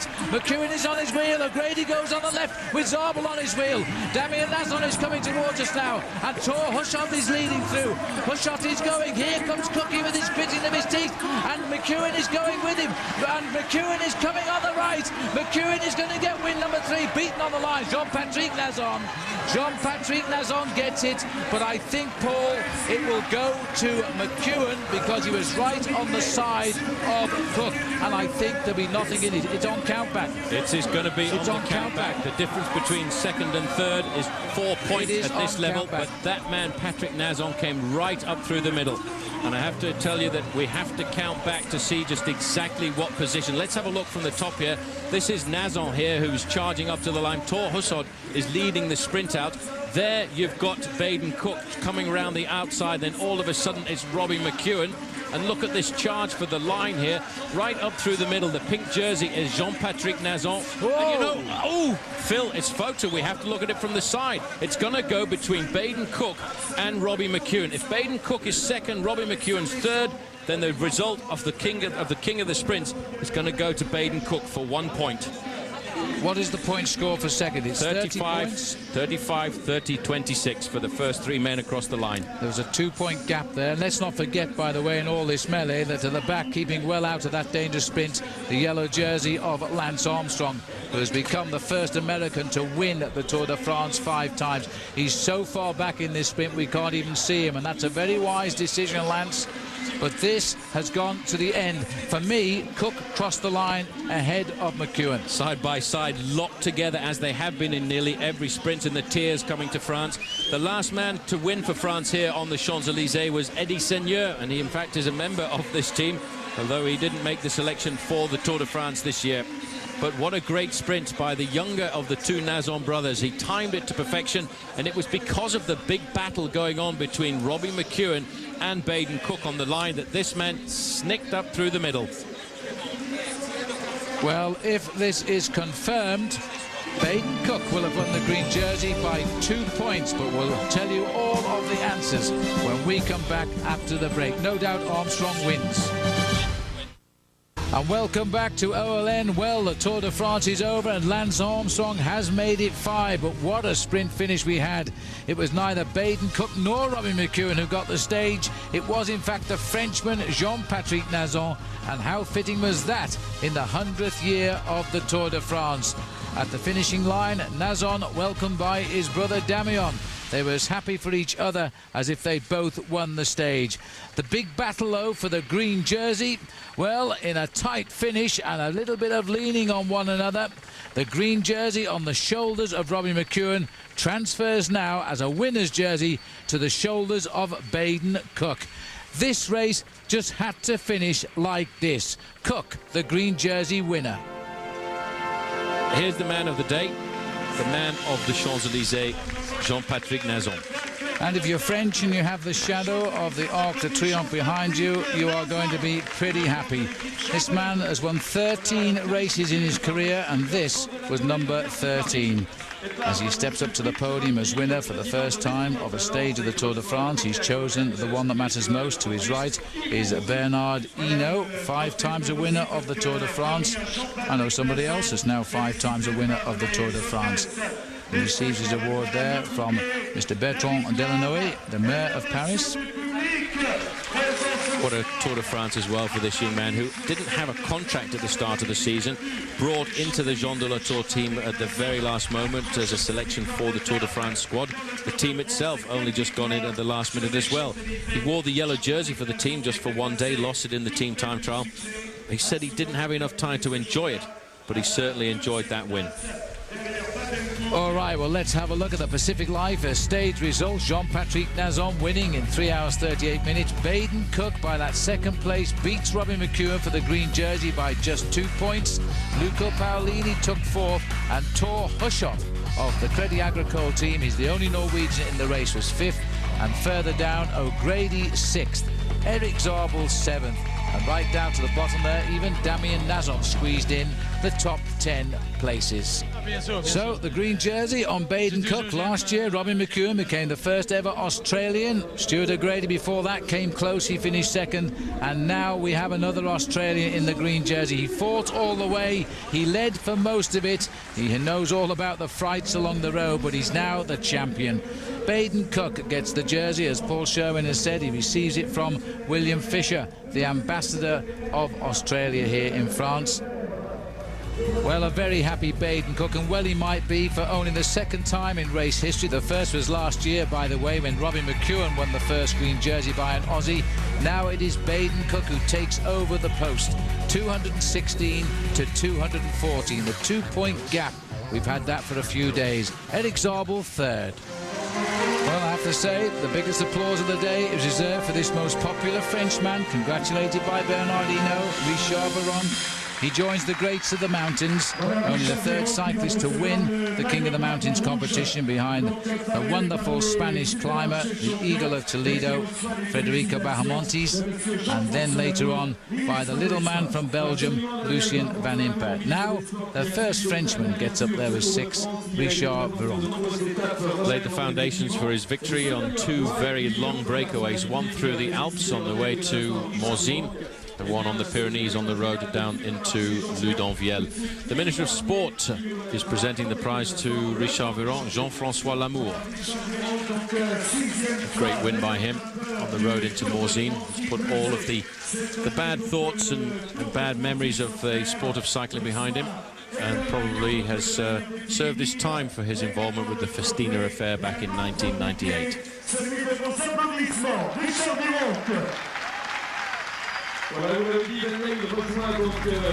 And Richard Veron, now the winner of the King of the Mountains for a record equaling 6th time. He joined Bahamontes and Lucien Van Impe. A massive points total for him, well clear of Laurent Dufaux and Lance Armstrong in 3rd place.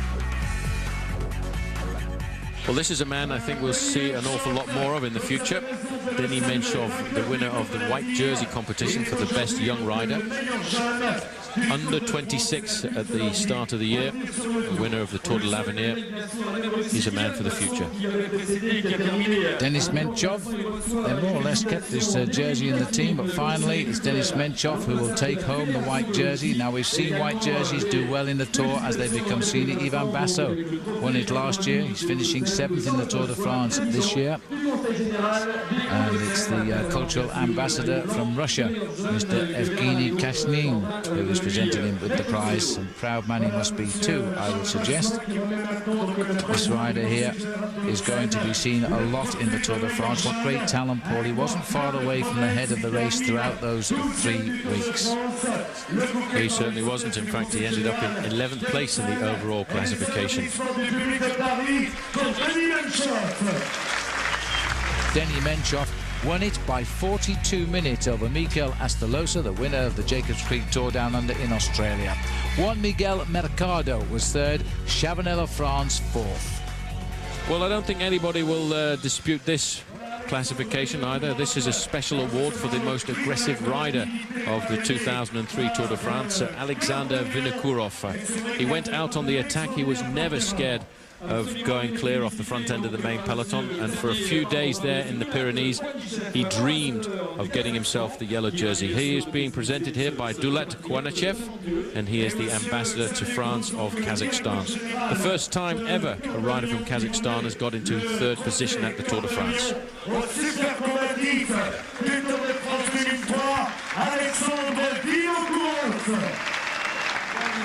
He's dedicated the majority of his season this year not only to his baby daughter, but also to his departed teammate Andrei Kivilev, who died on the roads of Paris-Nice. Now, this is a win, a special prize only for this year. This is the Centenary Special Prize, and it's made up of the riders who placed the best on the original stage finishes of the first Tour de France back in 1903. And it's good to see that Stewie O'Grady has got something out of this Tour de France. He's been so close to getting stage wins, and he wins this for being the most consistent rider in Lyon, Marseille, Toulouse, Bordeaux, Nantes, and finally here in Paris.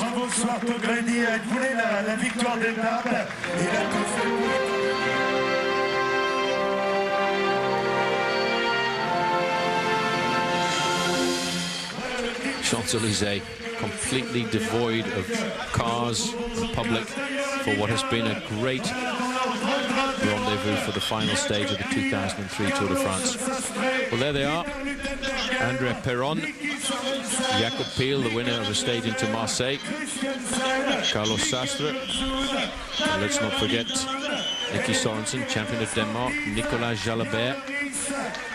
Moving across, Johnny Welts is the team manager. There is Tyler Hamilton at the end, and the man who won the Tour de France in 1996 there, Bjarne Riis.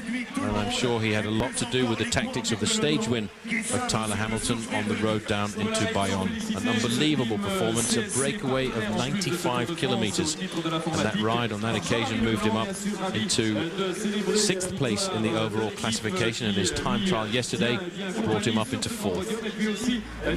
And the team results. Happy reading here for Tyler Hamilton and his manager Bjarne Riis. They win the team race 21 minutes to the better of ibanesta.com, and themselves are very good.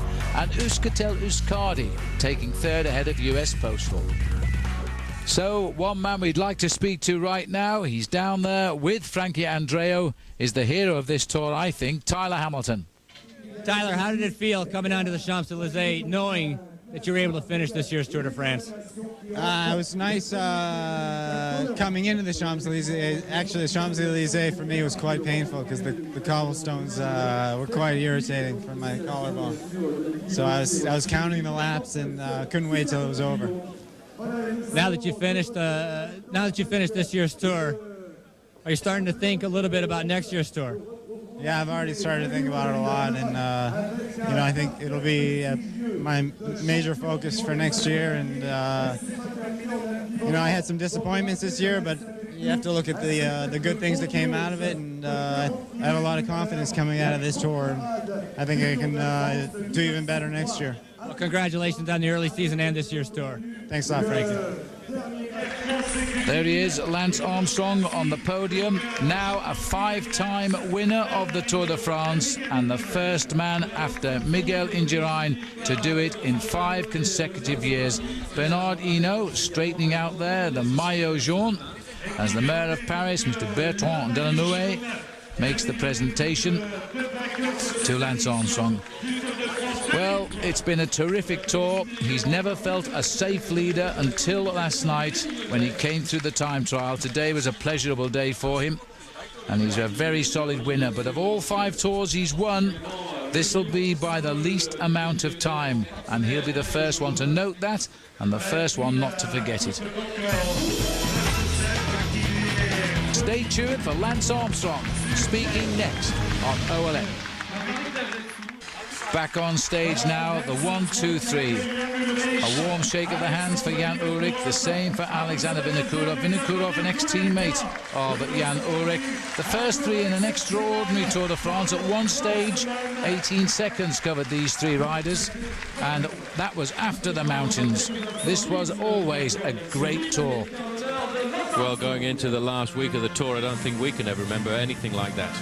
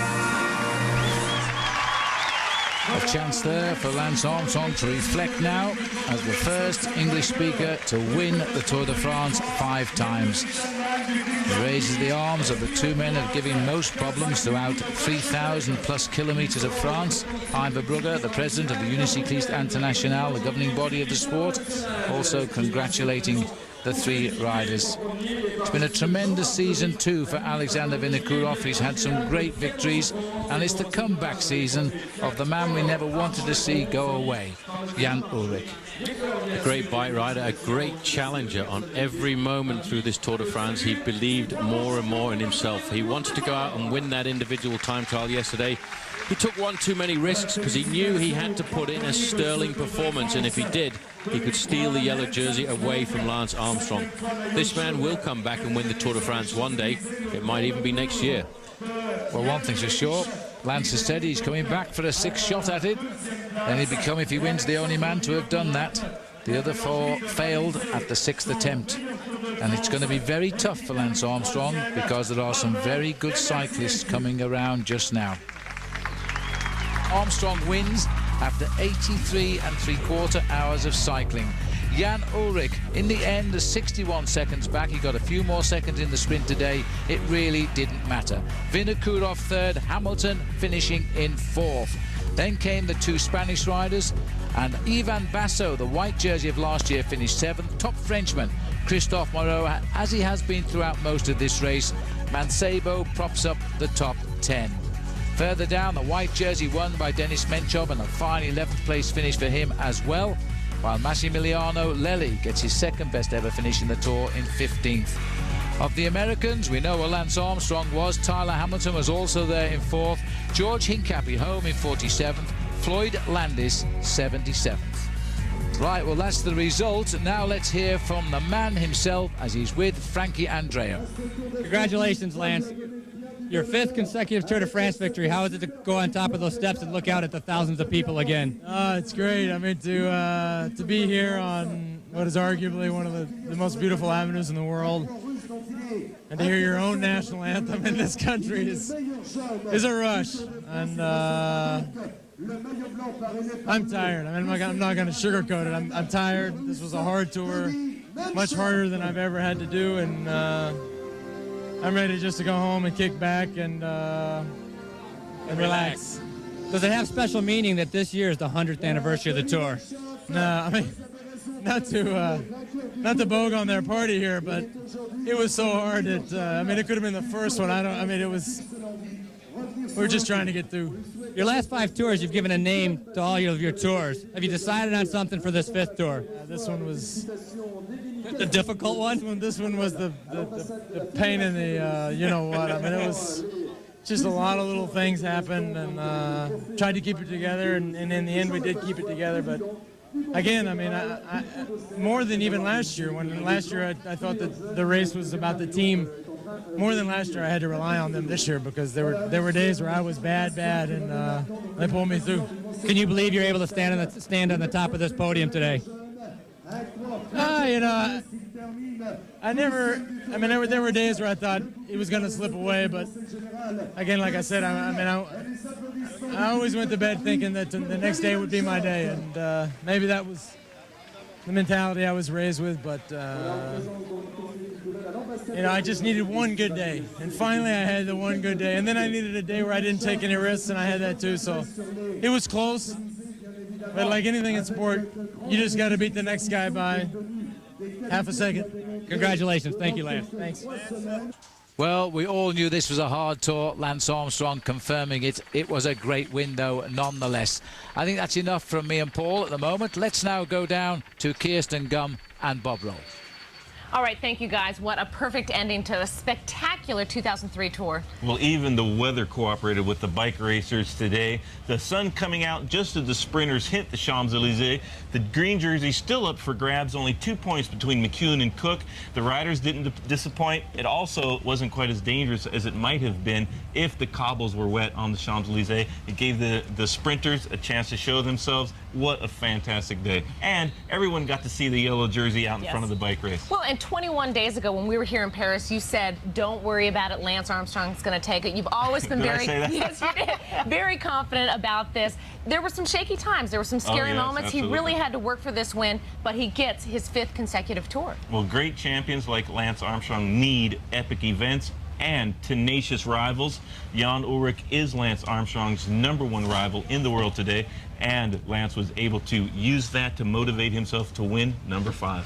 Well, the tour is over, but you can still enjoy all the excitement of this year's race as OLN relives the defining moments Thursday, July 31st at 8 p.m. Eastern. Hear from the man himself. Lance Armstrong looks back at this year's race. It is our exclusive interview with Lance Armstrong. Well, when we come back, we'll get the final thoughts from Phil Liggett and Paul Sherwen.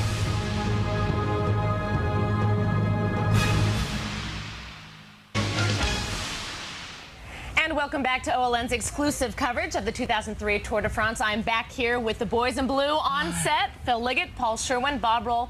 One last time with the 3 of them. So much to talk about, so much to say, so much excitement in this tour, Phil. A wonderful, wonderful Tour de France. I mean, what more can we say? I mean, when we lost Yoshida Bolocki early in the tour, we thought, heck, we've lost a big slice of this race. He was hurting Lance Armstrong. When we lost Tyler Hamilton on day 2, we thought he wouldn't finish the tour. In fact, I think we said he'd even abandoned, and he came back to the start next day. I actually announced that he was going to abandon the Tour de France. We would not see Tyler Hamilton. You see, we do make mistakes. But I think, to me, I said that he was going to be on the start line. Bob, you have been so you're always perfect right. on this race. The great thing is about Bob Roll, every day he gets up and he says, well, you know, today Lance Armstrong's going to win. Lance Armstrong's going to steamroll. Lance Armstrong. Bob, every day you've got to come up with some different stick. Bob, if we'd have cut your hands off, Lance Armstrong would have not turned the pedal of anger in this race. I appreciate that. You guys just have hope-induced blindness and amnesia. You can't remember. Stop, put the hands down.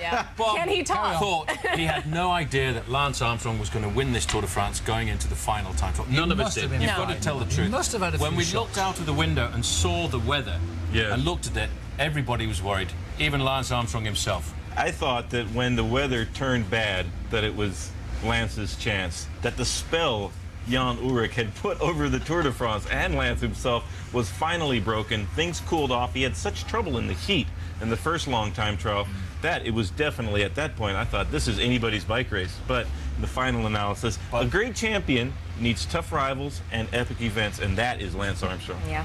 That was all about that final time trial, though, because Ullrich had to take risks. Armstrong didn't have to take any risks. He had to ride the fastest time trial that he could, but he pushed Ullrich to take one risk too many, and he went down. And it was a shame, but I'm glad he got back up and finished. Yes, I am too. Well, it has been an experience of a lifetime, and I must say, an absolute pleasure working with you 3, as well as Frankie, Sam, Pam, and of course, Chris Carmichael. But tonight, I'm not signing off because I need to give that honor to you, Phil. After 31 years of covering the tour, And as I say, Matt, age before beauty, right? I was going to say, I hate it when you put beauty before age, Kirsten. But anyway, I'll sign off. Well, everybody, I hope you've enjoyed the Tour de France. The 2003 Tour de France will leave indelible memories on all of us here at OLN. It has been simply a superb tour. What a way for the French to celebrate 100 years of this magnificent sporting event. We're going to leave you now with some indelible memories as we look over these 3 magical weeks from everybody here on OLN. Enjoy it, and thanks for watching. Goodbye.